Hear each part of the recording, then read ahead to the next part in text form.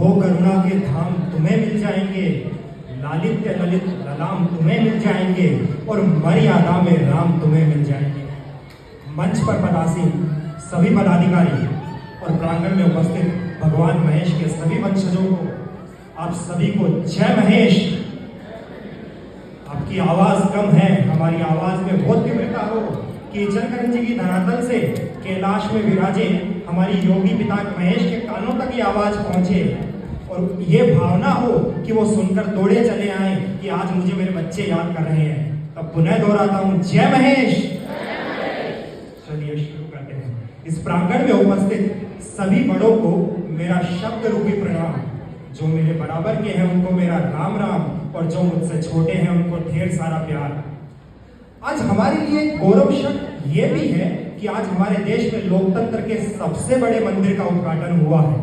और अब मैं शुरू करता हूं वो विषय जिसकी भूमिका मुझे रखनी है।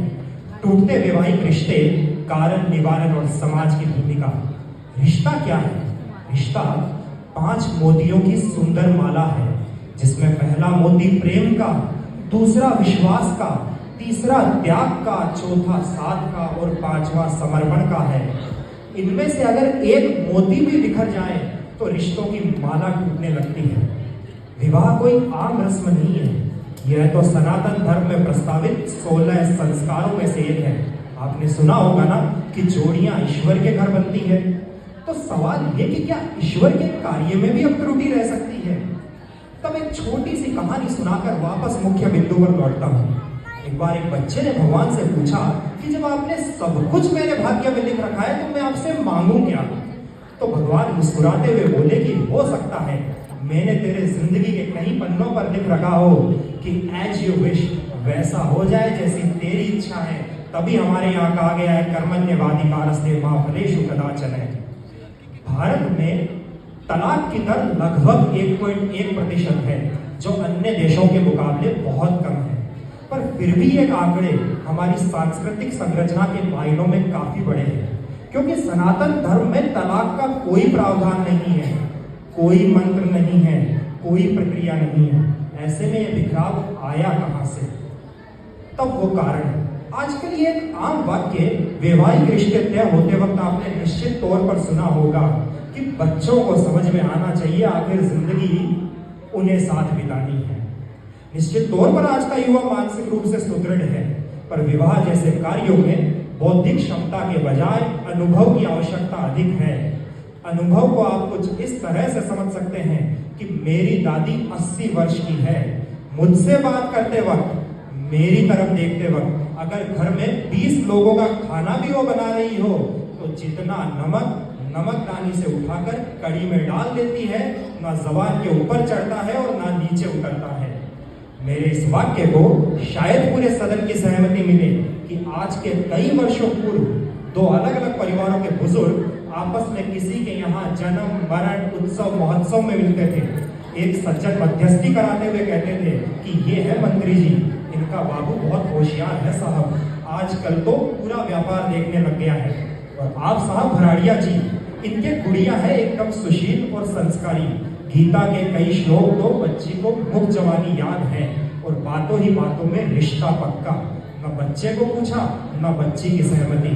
तब विवाह में परिवार की सहमति महत्वपूर्ण थी, पर अब बच्चों की सहमति महत्वपूर्ण ही नहीं, संपूर्ण हो गई है, जो शायद एक कारण है टूटते वैवाहिक रिश्तों का। अगला कारण है धैर्य की कमी।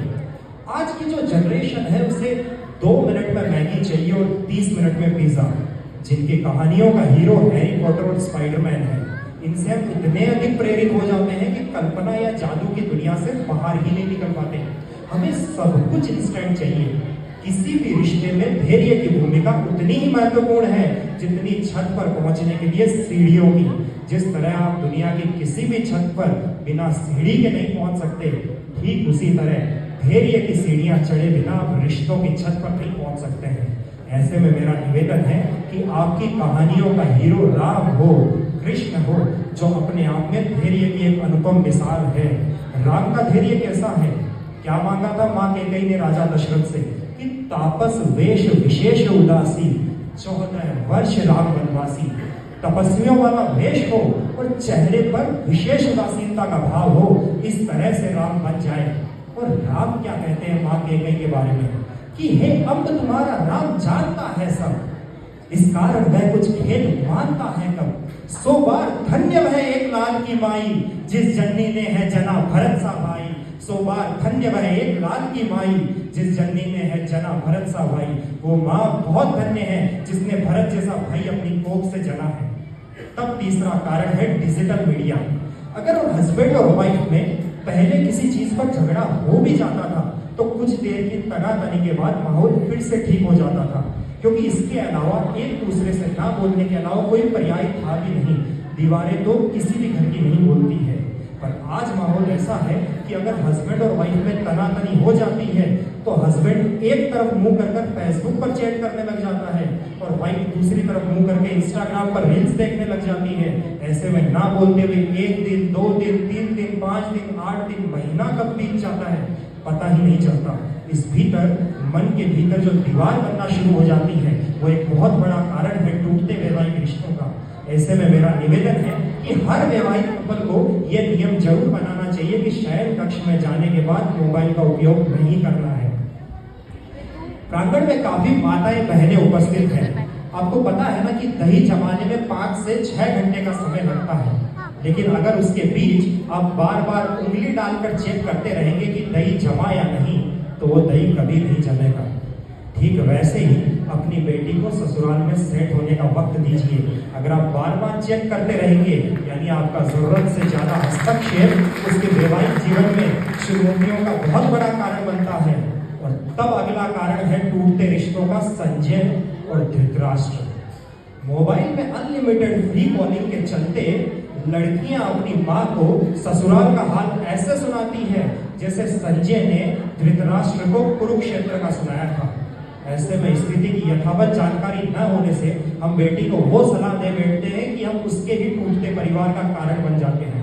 जब हमारी बेटी 5 गांव के बराबर भी समझौता करने को तैयार ना हो और हमारे भीतर का धृतराष्ट्र उसे ऐसा करने से ना रोक पाए तो महाभारत घटित होना तय है।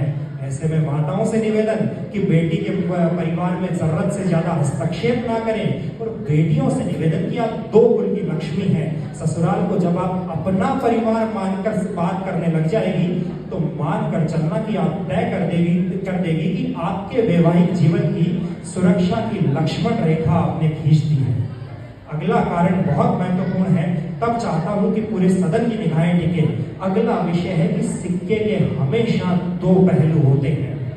अगर कोई आपसे पूछे कि आपकी माँ क्या करती है तो अधिकांशतः लोग जो इस सदन में उपस्थित हैं वो कहेंगे कि वो एक हाउसवाइफ है। पर जब वो सिर्फ हाउसवाइफ है तब उसकी क्या लाइफ है?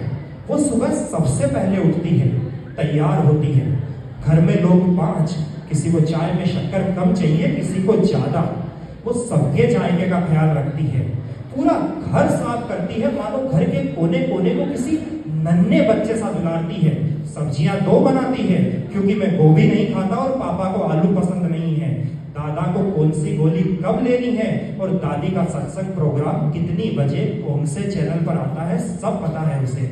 और जो दिन रात किचन में अपनी उंगलियां जला रही है उसके अंदर भी तो कोई रहता है जिसे आदर चाहिए, सम्मान चाहिए, पर हम उसे एक अनपढ़ औरत समझते हैं।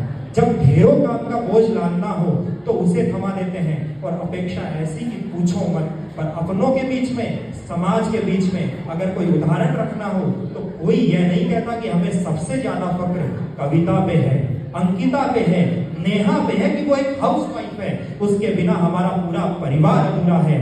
एक पिता जब अपनी लड़की के लिए रिश्ता देखता है तो वो ये नहीं देखता कि उसे घर के सबसे पवित्र स्थान में जगह मिलेगी या नहीं, वो किचन की मार्केट बनेगी या नहीं, वो ये देखता है कि वो कहीं जॉब कर पाएगी या नहीं, कोई व्यापार कर पाएगी या नहीं, ताकि वो अभिमान से ये बात कह सके। एक बहुत प्यारा शब्द है गृहिणी, यानी पूरा ग्रह जिसका ऋणी है। लेकिन ये गृहिणी जी भी जब किसी और तंत्र की ऋणी होने लग गई तो ये रिश्तों का बैलेंस डगमगाने लगता है। किसी गाड़ी के चारों पहिए अगर एक ही तरफ लगा दिए जाए तो उस गाड़ी का आगे बढ़ना नामुमकिन है। ऐसे में जब ये चक्र टूटता है तो नारी तो पुरुषों के सभी काम करने में सक्षम है और उन्होंने ये करके भी दिखाया है। पर पुरुषों को अगर एक दिन भी घर का कार्य करना हो तो हमारा अहम जागृत होने लगता है और यहीं से शुरू होता है टकराव और बिखराव का वो सफर जो टूटते हुए रिश्तों का कारण बनता है। यहाँ एक महत्वपूर्ण सुझाव ये कि हाउसवाइफ का इतना इतना इतना ज्यादा सम्मान हो कि हर बेटी को लगे कि मुझे भी मेरी माँ की तरह हाउसवाइफ बनना है। और एक जरूरी बात, हाउसवाइफ नहीं, हाउसवाइफ रहो। तब अगला कारण है आपके चश्मे का नंबर। इसका सीधा सा तात्पर्य ये है कि जब आपका जमाई आपकी बेटी को घुमाने ले जाता है, उसकी परवाह करता है तो आप बेहद खुश होते हैं। आप ये कहते हुए फूले नहीं समाते कि हमारे कंवर साहब तो बहुत बढ़िया है। लेकिन जब आपका बेटा आपकी बहू के लिए कुछ करता है तो आप कहते हैं तो जोरू का गुलाम हो गया। आप तुरंत ये कह बैठते हैं कि हमें तो कुछ कहता ही नहीं है, हमारी तो आजकल सुनता ही कहाँ है। प्रांगण में उपस्थित माताओं बहनों, मेरा निवेदन आपसे है कि अपनी ऐनक साफ कीजिए। जिस दिन आप अपनी बहू को बेटी के बराबर तोल देगी तो मान कर चलना कि आपका तुलादान वही मान्य हो जाएगा। आपकी सोच आपकी बेटी के परिवार में कोई बदलाव लाए या ना लाए, लेकिन आपकी रूखी सोच आपके परिवार में बिखराव का कारण जरूर बनती है। इसको आप कुछ इस तरह से समझ सकते हैं कि बेटी आपका भूतकाल है और बहू आपका भविष्य। हर वक्त भूतकाल की चिंता करके अपने और उसके भविष्य को चौपट ना करें। तब अगला कारण है संयुक्त परिवारों की कमी। एकल परिवारों के बढ़ते चलन के कारण पति पत्नी में होते छोटे छोटे मनमुटाव भी गृह युद्ध से विश्व युद्ध का रूप ले लेते हैं। जब घर में बड़े होते हैं तो वो आपके हाव भाव देखकर किसी न किसी बहाने से आपकी सुलह करवा देते हैं। आज सब लोग गार्डन में घूमने चलते हैं, तुम दोनों बाहुबली मूवी देखा हो, आज होटल में खाने का बड़ा मन है। माँ पापा दादा दादी आपकी टूटती हुई पतंग की डोर कब और कैसे थाम लेते हैं हमें इसका अंदेशा भी नहीं है। तब एक अगला और आखिरी कारण है कि आप एक दूसरे के चार्जर हैं। जिस तरह से मोबाइल को समय समय पर चार्ज नहीं करने से मोबाइल डिस्चार्ज होकर बंद पड़ जाता है, ठीक वैसे ही कम बातचीत, ना के बराबर तारीफ, मामूली केयर और एक दूसरे को कमजोर सपोर्ट रिश्तों के घर में विस्फोट करके रिश्तों की बैटरी को डाउन कर देता है। ऐसे में मेरा सुझाव है कि हर रोज एक दूसरे के साथ कुछ समय निजी तौर पर जरूर बिताएं। ये रिश्तों के सभी घटते विटामिन को ठीक करने का सबसे कारगर उपाय है। और तब कुछ आखिरी स्वरचित पंक्तियां, घंटों घंटों बातें और प्री वेडिंग वाला शूट, सगाई के बाद पापा से कहा गया वो झूठ, जरूरत से ज्यादा जब तुम मुझसे कई बार मिलाते हो, अति सर्वत्र वर्जयते की कहानी को दोहराते हो, पहले आंखें भी ना मिलती थी अब छू जाता है अख्तर मन, इसने तोड़ा उस रिश्ते का बहुत सुनहरा घर आंगन, इसने तोड़ा उस रिश्ते का बहुत सुनहरा घर आंगन, चीजें महंगी और लोग सस्ते हुए क्या, इसलिए तोड़ देते हैं हम रिश्ते हंसते हुए क्या, माटी का गुलहक चंद सिक्के और एक खिलौना था बस, रिश्ते बहुत महंगे थे माहौल सलोना था तब, अब मन बहलाने के खिलौने इतने हैं कि रिश्ते कम कर दिए हैं और हमने खिलौनों के साथ साथ रिश्तों के भी दाम तय कर दिए हैं। तलाक की कहानियां जब घरों में कहीं सुनाई जाती है, किसका किससे अफेयर है, ये बातें पापा को बेटियां सुनाती है। हमने अपने पांवों पर जब खुद कुल्हाड़ी मारी है तो अब मलहम पट्टी की हमारी जिम्मेदारी है। कार भले ही दो या ना दो, बच्चों को संस्कार तो दो और हद से ज्यादा रिश्तों में बच्चों को अधिकार ना दो। अग्नि परीक्षा सीता की हो तब वो कुल महारानी हो, तो फिर धैर्य और मर्यादा से लिखी अपनी भी राम कहानी हो, तो फिर धैर्य और मर्यादा से लिखी अपनी भी राम कहानी हो। आप सभी को जय महेश और महेश नवमी पर्व की हार्दिक हार्दिक शुभकामनाएं। आप स्वस्थ रहें, सुरक्षित रहें, आनंदमय रहें।